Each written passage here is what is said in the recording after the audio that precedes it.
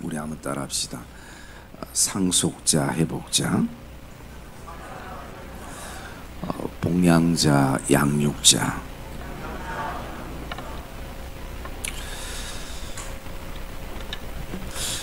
저에게는 설교가 늘 부담이기도 합니다만, 특별히 절기 설교 가운데 이 어버이 주일에 대한 설교는 사실은 더 부담스럽습니다.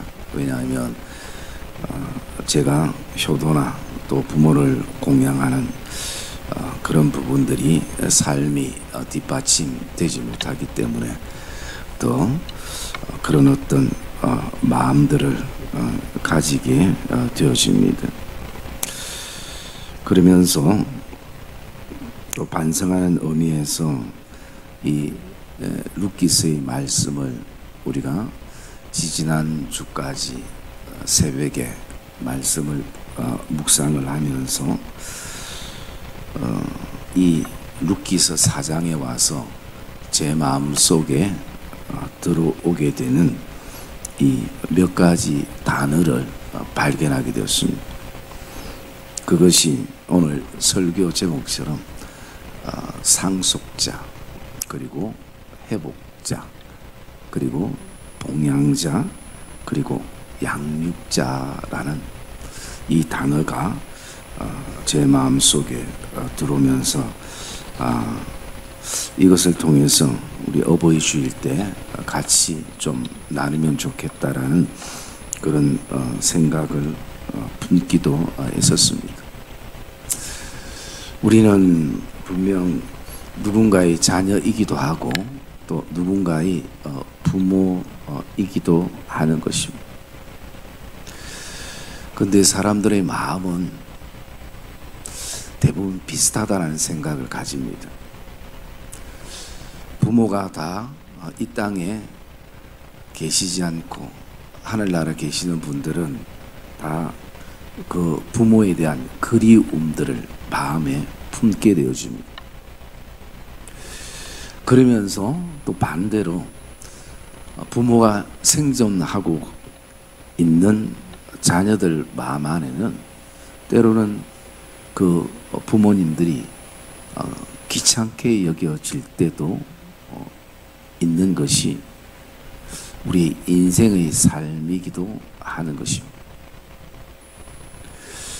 계시지 않으면 굉장히 그리워하고, 계시면은 또 귀찮고 불편한 부분들이 우리에게 있을 수도 있는 것입니다. 사실은 이 땅에 부모 없이 출생한 사람은 아무도 없습니다. 그리고 또 언젠가 또 부모가 되어질 것입니다. 그리고 이 땅에 출생될 때는 대부분 아기로 출생을 했을 때에 모든 하나하나가 부모의 손길이 미치지 아니하는 아이는 아무도 없습니다. 그리고 시간이 흐르면 또 부모를 향해서도 사실은 아기처럼 모든 거 하나하나 다 언젠가는 해드려야 될 때가 우리에게 오기도 하는 것입니다. 그래서 우리가 세상 사람들처럼 그냥 누구를 향한 부모가 되고 누구를 향한 자녀가 되는 그런 혈통적인 개념만이 아니라 이 루키스의 말씀을 통해서 우리가 바라볼 때 오늘 루키스는 우리를 향해서 이렇게 말하고 있습니다. 너는 누군가를 향한 상속자요, 너는 누군가를 향한 회복자요, 너는 누군가를 향한 봉양자요, 누군가를 향한 양육자라 라고 그렇게 말씀하고 있음을 우리가 느끼게 되어지는 것입니다. 이게 우리의 인생이고, 이게 우리의 신앙이고, 이게 우리가 걸어가야 될 여정인 것을 이 루키스에는 잘 말씀을 해주는 것을 보게 되어집니다. 여러분, 이 룻기서는 1장에서 4장까지 이 짧은 장이 있지만 여기에는 중요한 그 주제의 두 가지의 그 말씀을 해주고 있습니다. 첫째는 뭐냐면 넓은 의미로는 인간관계를 말하고 있고요. 조금 좁은 관계는 가족의 관계를 말씀하고 있습니다. 가족의 관계가 어떠해야 되는지, 인간관계가 어떠해야 되는지에 대해서 말씀해 주고 있고요.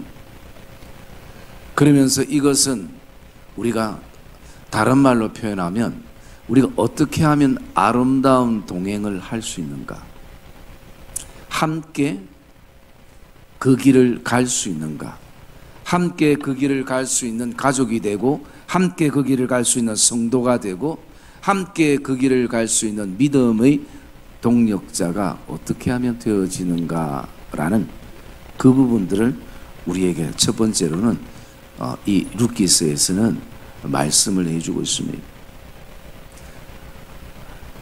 여러분, 이 룻기서에는 이 나오미와 그리고 엘리멜렉이라는 부부가 나오게 되고요. 인생의 흉년을 맞이해서 이들이 베들레헴을 떠나서 그들이 모압 땅에 가게 되어집니다.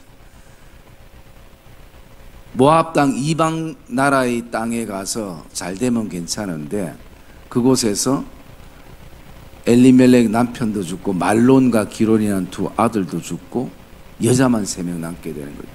시어머니 나오미와 그리고 오르바와 룻이라는 며느리가 남게 되는 것이. 그렇게 되었을 때에 사실은 남편이 없으면 시어머니와 며느리 관계는 사실은 남남이나 마찬가지인 것이죠. 남편이 있어야 그 관계가 유지되는 것인데 아들들이 다 죽게 되어서 이제는 그 관계가 다 정리되어야 될 관계가 되어지는 것이.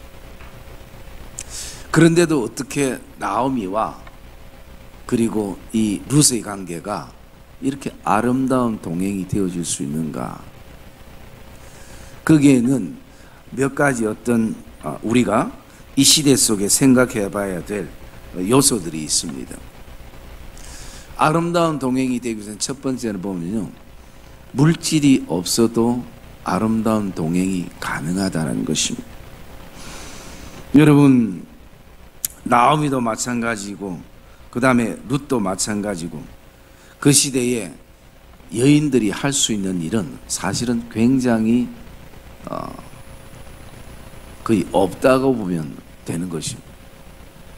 그래서 이 나오미와 룻이 베들레헴에 돌아와서 그들이 할 수 있는 것이 오직 이삭을 줍는 것입니다. 물질도 없고 편안하게 살 수 있는 집도 없고 땅도 없습니다. 그냥 밭에 떨어진 그 이삭을 줍고 그들이 사는 것이요. 그리고 그 이스라엘 땅에는 그래도 참 하나님께서 굉장히 세밀하게 그들에게 어쩜 제도처럼 이렇게 하나님께서 배려하신 것이, 그들이 농사를 지으면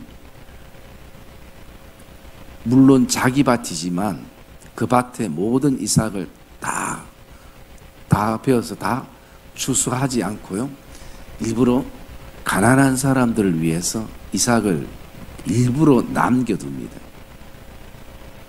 누군가 필요한 사람이 가져갈 수 있도록. 그러면 누군가 필요한 사람들이 그 이삭을 또 다 가져가는 것이 아니라 공중의 새들과 짐승을 위해서 자신도 가난하지만 욕심부리지 않고 그것을 남겨두는 것이요. 나오미와 룻은 할 수 있는 것이 이삭 주기 뿐인 것이, 그게 생계의 전부였습니다. 그것이 우리에게 보여주는 것, 이 시대에 물질이 없어도 아름다운 동행이 가능하다는 거죠. 그리고 또 두 번째 보면 나오미와 이 룻은 세대 차이가 나는 거죠. 세대 차이가 나도 아름다운 동행이 가능하구나 라는 것이, 그것은 오늘 쌍둥이도 뭐 1, 2분이 아니라 몇 초 사이에 서로 출생되어져도 세대 차이를 느낀다고 하는 이 시대 속에 나오미의 세대와 그리고 룻의 세대는 분명 차이 날 것입니다. 문화도 차이 나고 생각도 차이 나고 살아온 환경도 차이 나는 것입니다. 그런데 그 세대 차이가 나지만 이 아름다운 동행을 할 수 있는 것은요, 딱 한 가지입니다. 서로의 입장을 생각하고 서로의 입장을 배려했던 것입니다. 나오미는 오직 며느리 입장에서 며느리를 생각하고 며느리의 장래를 생각하고 그 앞길을 생각해서 그를 자유롭게 놓아주는 것입니다. 그러나 룻은 또 어머니를 생각하고 어머니 세대를 이해하려고 그렇게 가슴에 품게 되어지는 것입니다. 그리고 세 번째, 이들의 아름다운 동행은요, 상처가 있지만 아름다운 동행이 가능하다는 것입니다. 여러분, 나오미도 그 마음 안에 인생의 상처가 있고 룻도 마음 안에 상처가 있게 되어지는 것입니다. 그래서 그 상처와 상처가 부딪히는 것이 아니라 그 상처와 상처를 서로 이해하고 품어주는 가운데에 서로가 아름다운 동행이 시작되는 것입니다. 여러분, 우리의 모든 인생은 상처가 있고 아픔이 있기 마련인 것입니다. 겉으로 드러나든 드러나지 않든, 내가 꾹꾹 참든 그것이 바깥으로 터지든. 그런데 인생 없는 상처가 없지만 그 상처가 오늘도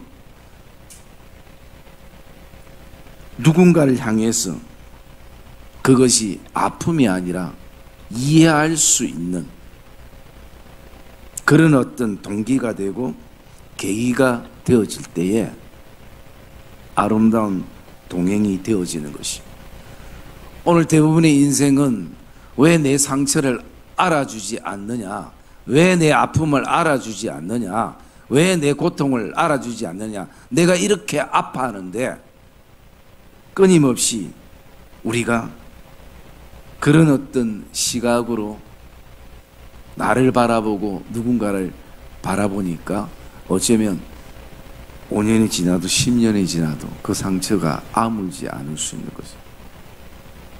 여러분, 누구나 완벽한, 아무리 완벽히 보이는 인생이라도 거기에 분명 상처와 아픔이 있기 마련인 것이. 그런데 그런 상처가 우리에게 있음을 통해서 누군가를 더 이해할 수 있는 기회와 마음이 생겨져야 그것이 아름다운 동행이 되는 것이. 그리고 마지막 한 가지로 그 아름다운 동행은요, 신앙적인 동행이 되기 때문에 아름다운 동행이라는 것이. 여러분, 룻이 나오미를 왜 따라갔겠습니까? 그 젊은 나이에 아직 자녀도 없고 그런 가운데에 어떤 혈통도 다 끊어진 가운데에 오직 룻이 선택한 것은요, 어떻게 바라보면 신앙적인 선택이었습니다. 오르반은 자기의 고향으로 돌아갔습니다. 그러나 룻은 어머니를 향해서 함께 갈 때에, 우리가 1장에 가서 한번 볼까요? 1장에 그 16절 말씀 우리 한번 같이 봅시다. 1장 16절 말씀 시작. 어머니를 따르지 말고 돌아가라. 강건하지 마옵소서. 어머니께서 가시는 곳에 나도 가고 어머니께서 머무시는 곳에서 나도 머물겠나이다. 어머니의 백성이 나의 백성이 되고 어머니의 하나님이 나의 하나님이 되시리니. 여러분, 나오미가 재산이 엄청 많거나 땅이 많거나 뭔가 이해관계 속에서 얻어질 것이 있어서 이런 고백을 한다면 뭐 일반적일 수 있습니다. 어머니가 가시는 곳에 나도 가고 어머니께서 머무시는 곳에 나도 머물겠나이다. 이까지는 신앙이 없는 사람도 이렇게 할 수 있을 것입니다.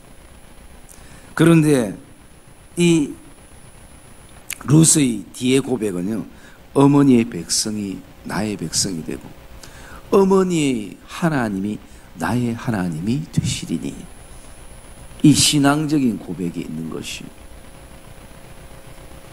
그러기에 이 신앙적 동행을 통해서 이 아름다운 동행을 우리가 보게 되고 또 알게 되어지는 것입니다. 그래서 이 룻기서에는 우리의 가족의 관계가 어때야 되는지, 우리 성도들의 관계가 또 인간관계가 어때야 되는지, 여러분은 우리가 혈연적인 부모와 자녀가 있기도 하고요, 또 영적인 부모와 자녀가 있기도 하는 것입니다. 더 나아가서 우리의 영적인 아버지 되시는 하나님과의 우리의 관계도 있게 되어지는 것입니다. 그럴 때 그 아름다운 동행이 어떻게 진행되어져야 하는지에 대해서 그렇게 말씀을 하고 있는 것입니다. 그리고 이 룻기서의 이 두 번째 굉장히 중요한 요소가 하나가 있다면요, 그것은 이 룻기서에는 기업을 물을 자가 되어야 된다는 것을 말씀하고 있는 것입니다. 여러분, 기업을 물은다는 것은 우리가 일반적으로 내가 기업을 이어받는다라는 맥락도 있지만요, 더 중요한 것은 누군가를 향해서 기업을 이어주는 사람이 되어야 된다는 것이, 그게 기업을 물을 자라는 것입니다. 이스라엘 백성들 안에는 전통적으로 그들이 친척이나 가족이 억울한 일을 당하면 그 억울한 일을 풀어줄 기업을 물을 사람이 있어야 됐고요. 그리고 예를 들어서 이 나오미가 흉년 때문에 모압 땅에 갔을 때 이 이스라엘 땅에 자기의 재산과 모든 집과 땅을 정리를 하고 모압으로 가서 이제 빈털터리로 돌아왔을 때에 다시 그 땅을 되찾아 줄 사람이 있어야 되는 것이고, 그 집을 되찾아 줄 사람이 있어야 되는 것입니다. 그래서 이것을 기업 물을 자라 그렇게 얘기합니다. 그리고 이 기업 물을 자를 다른 말로 말하면 고엘이라 표현합니다. 이 고엘이라는 뜻은 되찾아주다, 되돌려주다, 회복시켜주다, 그리고 더 깊은 의미로는요, 구원시켜주다 라는 의미가 그 안에 담겨져 있는 것이에요. 그래서 이 룻의 나중에 남편이 되는 보아스가 룻을 향해서 기업 물을 자로 이어주는 것이에요. 그래서 그 땅을 찾아주고, 그리고 남편이 되어주고, 그리고 그 가정에 힘이 되어주고, 그 가정을 구원해주는 그런 스토리가 바로 이 룻기서의 말씀인 것입니다. 그것은 오늘 우리에게 무엇을 말씀하고 있는가? 오늘 우리를 사랑하시는 하나님께서 우리에게는 기업 물을 자, 즉 예수 그리스도를 이 땅에 보내셔서 우리의 모든 잃어버린 것을 되찾아 주시고 회복해 하시고 구원해 주셨다라는 이 메시지가 이 룻기서에는 담겨져 있음을 우리가 알게 되는 것입니다. 그래서 이 룻기서의 말씀을 묵상하면 첫 번째는 바로 이 인간관계, 가족관계에 대해서 말씀을 하고, 두 번째는 우리가 누군가를 향해서 기업 물을 자, 즉 주님이 우리를 향해서 기업 물을 자가 되어 주셔서 우리를 구원해 주시고 우리의 생명을 건져주시고, 그리고 우리의 모든 죄를 해결해 주시고 우리를 어렵게 하셔서 그 기업을 이을 자로 우리를 세워주셨던 것처럼 오늘도 우리가 누군가를 향해서 기업 물을 자의 그 책임과 그리고 그 약속이 되어져야 되는 것을 이 룻기서에서는 말씀하고 있는 것이. 그래서 룻기서 이 4장 마지막 절에 와서는 오늘도 이 나오미와 룻의 관계이지만 이것이 하나님께서 오늘도 우리를 향해서 하나님이 우리의 상속자가 되시고 회복자가 되시고 봉양자가 되시고 양육자가 되어 주신 것처럼 우리도 오늘도 누군가를 향해서 그 대상이 가족이든 또 그 대상이 직장의 동료이든 친인척이든 부모이든 그 속에서 누군가를 향한 기업이을자의 상속자가 되어주고 회복자가 되어주고 봉양자가 되어주고 양육자가 되어져야 한다라는 것을 우리가 느끼게 되고 또 알게 되어지는 것입니다. 여러분, 오늘도 저와 여러분들이 이것이 결국 모든 인생의 시작과 끝이 되는 것이고, 그리고 나가서 우리가 오늘 이 순간에도 저와 여러분들이 기억해야 될 것은 오늘도 나는 누군가를 이어줄 자, 상속자로 서게 되고, 그리고 회복자로 서게 되고, 봉양자로, 양육자로 서게 된다는 사실을 이 어버이 주를 통해서 저와 여러분 안에 가슴 깊이 다시 한번 새기는 이 복된 예배가 되어주시기를 주님의 이름으로 축복합니다. 여러분, 이 상속자라는 첫 번째 나눈 이 12절에 나눈 상속자라는 것은요, 그 원어적인 뜻에는 씨라는 의미가 있습니다. 씨. 여러분, 씨는 밭에 뿌려져야 분명히 싹이 나고 잎이 나고 꽃이 피고 열매가 맺혀지는 거죠. 여러분, 아무리 많은 씨가 농장 안에 있다 해도 밭에 뿌려지지 않는 씨는 결국 열매로 이어지지 못하는 것이. 우리가 잘 아는 요한복음 12장 24절의 말씀에 보면 하나의 미랄이 땅에 떨어져 썩지 아니하면 하나를 그대로 있고 썩으면 많은 열매를 맺느니라. 죽지 않으면 되지 않고 죽으면 많은 열매를 맺게 된다는 거예요. 씨는 분명히 땅에 떨어져서 땅과 함께 자신이 사라질 만큼 섞여야 거기에는 열매가 분명 맺혀지는 것이에요. 그래서 이 상속자라는 것은 내가 누군가의 씨가 되어주는 것이. 그리고 또 하나의 측면은요, 이 상속자라는 원어의 뜻은요, 씨 뿌리기라는 의미가 있는 것이. 여러분, 씨는 내가 얼만큼 내 인생의 바구니에 가득 있다고 자랑하는 것이 중요한 것이 아니라 씨는 뿌려져야 되는 것입니다. 농가밭에 뿌려져야 되는 것입니다. 인생의 밭에 뿌려져야 그것이 기업 이을자가 되어지는 것입니다. 그리고 그 씨는 오직 나만을 위한 것이 아니라 이제는 누군가를 위해서 뿌려지는 씨가 되어져야 되는 것입니다. 물론 우리가 뿌리는 씨를 통해서 우리도 수확이 필요하겠지만 이스라엘 백성들이 가난하고 힘들고 어려운 사람들을 생각하면서 일부러 이삭을 더 남겨두는 것처럼 그게 바로 기업을 물을 자, 상속자의 모습을 우리에게 보여주는 것입니다.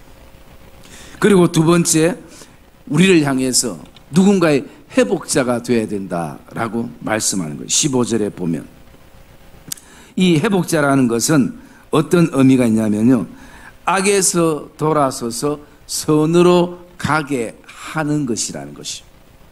여러분, 이게 얼마나 중요하겠습니까?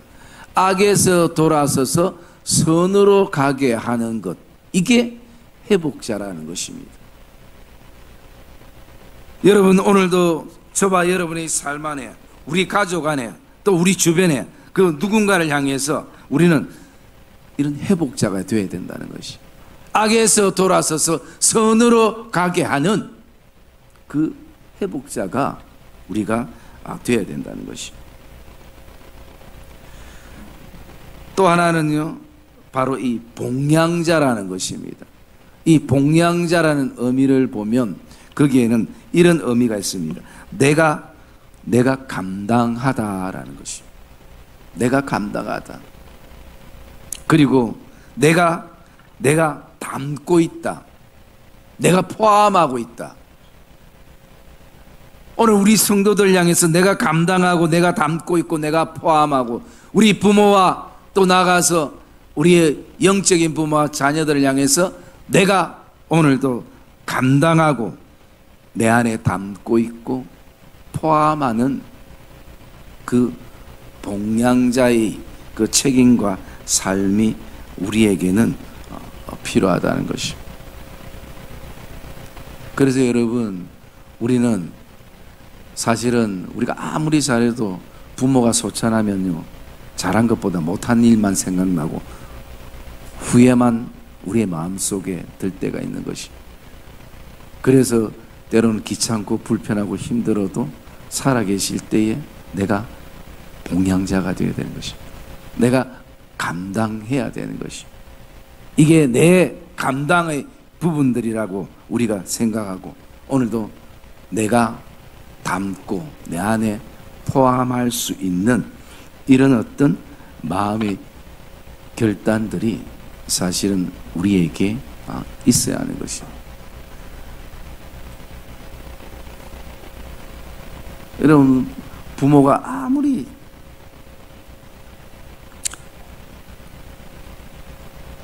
때로는 연세가 많아서 우리를 힘들게 하는 어떤 순간순간들이 있기 마련이지만, 바라보면서 항상 우리가 내가 아기 때 어떻게 했을까. 여러분, 아기 때에 부모가 양발 안 시켜주면, 옷 안 입혀주면 애들은 그 추위 가운데 그대로 다 그냥 있는 거예요. 스스로 할 수 있는 게 아무것도 없어.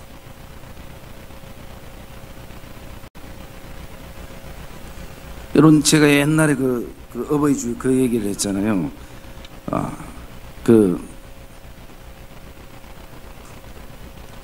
아버지가 연세가 많으니까 이제 기억력도 좀 상실되고, 그러니까 계속 그 아파트 창밖을 내다보면서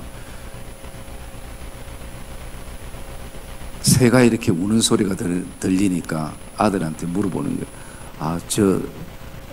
저 새가 뭐냐고. 그러니까 아버지 까치입니다. 그리고 조금 있으니까 또 아버지가 아까 물었던 거, 저 새가 뭐냐고. 까치라고요. 좀 있으니까 또 아버지 물어보는 거야. 저 새가 아까 뭐라 했지? 까치라고요. 그러다가 좀 있으니까 또 물어본 거야, 아버지가. 저 새가 조금 전에 아들아 뭐라 했노? 까치라 했잖아요. 그러니까 아버지가 속으로 그냥 혼자 말을 보내. 지 어릴 때는 저거 내한테 한 60번 넘게 물었는데, 응? 지 어릴 때는 60번 넘게 물었는데. 그런데 그때 물을 때 부모는요, 그대로 대답해줘. 한 번도 귀찮게 뭐 성질 내거나 하지 않고, 아들아, 저 새는 까치라 한다. 저 새는 참새라 한다. 여러분, 오늘도 봉양자라는 것은 감당하는 것입니다. 감당하게 되는 것입니다. 여러분, 아이들만 기저귀 차는 것이 아니라 나중에 결국 연세가 많으면 아기처럼 기저귀를 차게 되는 것이죠. 누구나. 우리가 지금 약이 너무나 좋아져 가지고 생명이 너무나 길게 연장이 많이 되다 보니까 결국은요, 앞으로 우리가 살아가는 그 시대는 사람들이 결국 뭐 일반적으로 그 불의의 사고 외에는 대부분 다 그 암 아니면 치매로 인생을 마감하게 되어 있는 것입니다. 그런 어떤 삶 가운데서 저와 여러분들 안에 오늘도 때로는 부모가 귀찮고 불편한 분들은 누구를 찾아가냐면 부모가 일찍 돌아가신 분들을 찾아가서 한번 얘기를 보시고, 남편이 너무나 귀찮고 힘든 분들은 남편을 먼저 보낸 분들에게, 아내가 너무 불편하고 힘든 분들은 아내가 없는 분들에게, 자녀가 정말 귀찮고 힘든 분들은 자녀가 없는 분들에게 가서 한번 조언을 구하는 것도 다시 한번 우리의 마음을 가다듬는 중요한 시간들이 되어질 수 있을 것입니다. 그리고 마지막 하나는요, 양육자라는 것입니다. 16절에 보면 나오미가 아기를 받아 품에 품고 그의 양육자가 되니, 여러분, 우리가 아기만 이렇게 품는 것이 아니라 인생의 어느 순간이 되면 부모도 아기처럼 품에 품어야 될 때가 있는 것이요, 그리고 그를 향해서 양육자가 되어야 될 때가 있는 것입니다. 자녀도 양육해야 되겠지만 부모도 내가 오늘도 품에 품어서 양육자로 있어야 되는 거예요. 이 양육자라는 것은요, 두 가지 의미가 있습니다. 하나는 내가 지지하다, 내가 지지하다. 그리고 또 하나는요, 내가 확실하게 하다라는 것입니다. 여러분, 부모나 자녀나 내가 지지해야 되는 것이, 내가 지지해 주지 않으면 넘어지고 쓰러질 수밖에 없는 것이. 왜? 양육이 필요하기 때문인 것이. 그래서 여러분, 오늘도 이 나오미와 그리고 룻과 이 보아스의 이 관계는 서로가 상속자가 되어주고, 그리고 회복자가 되어주고, 봉양자가 되어주고, 그리고 양육자가 되어주는 그런 관계인 것을 이 룻기서에서는 말씀을 하게 되는 것입니다. 그래서 이 룻과 나오미의 관계 속에서 출생되어지는 그 기업 물을 자의 어떤 계보는 결국은 오벳이라는 아들을 낳게 되고요, 오벳은 이새를 낳고 이새가 다윗을 낳게 되는 예수님의 그 족보로 흘러가게 됩니다. 여러분, 여기에 이 오벳이라는 이 아들의 이름은 뭐냐면요, 섬기는 자라는 의미가 바로 오벳입니다. 섬기는 자. 오늘로 말하면 하나님 앞에 예배하는 자, 예배자가 바로 이 오벳이라는 이름의 뜻인 것입니다. 사랑의 믿음의 성도님들, 저와 여러분들이 오늘 이 특별히 어버이 주일을 통해서 저와 여러분들이 오늘도 하나님께서 우리의 상속자가 되어주시고 지금까지 우리의 회복자와 봉양자와 양육자가 되어주셨다라는 그 사실을 다시 한번 가슴에 품으면서 우리도 남은 인생 가족을 향해서, 또 특별히 부모를 향해서, 또 우리 교회 안에 영적인 부모들을 향해서 저와 여러분들이 상속자와 그리고 회복자와 봉양자와 양육자가 되어 주시는 그런 복된 행복한 아름다운 동행이 되어지시기를 주님의 이름으로 축복합니다.